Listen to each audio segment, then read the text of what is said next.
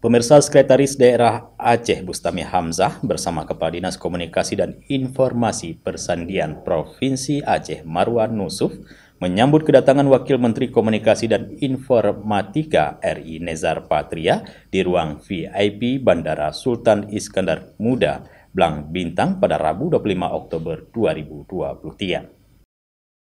Tiba di Aceh, wamen yang merupakan putra asli Aceh kelahiran Pidia itu langsung disambut dengan pesiju di ruang adat VIP Bandara Internasional SIM.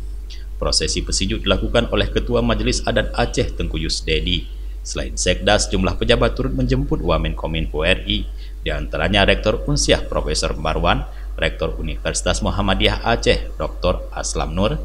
Selama melakukan kunjungan kerja di Aceh, Wamen Kominfo mengikuti sejumlah kegiatan, di antaranya menghadiri peresmian renovasi Gedung Persatuan Wartawan Indonesia Aceh di kawasan Simpang 5 Banda Aceh, serta sejumlah kegiatan lainnya.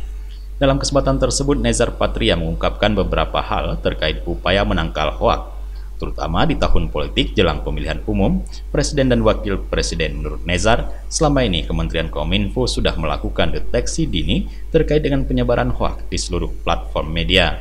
Pemerintah meyakini pasca dua pemilu 2014 dan 2019, masyarakat sudah cukup cerdas dan memahami bahwa selama ini banyak berita-berita hoaks yang tersebar di jagat maya, terutama di masa pemilu.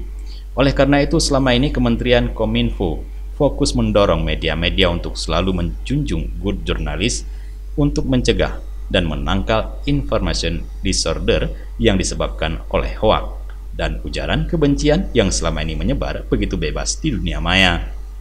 Dari Banda Aceh, Tim Liputan Aceh TV melaporkan.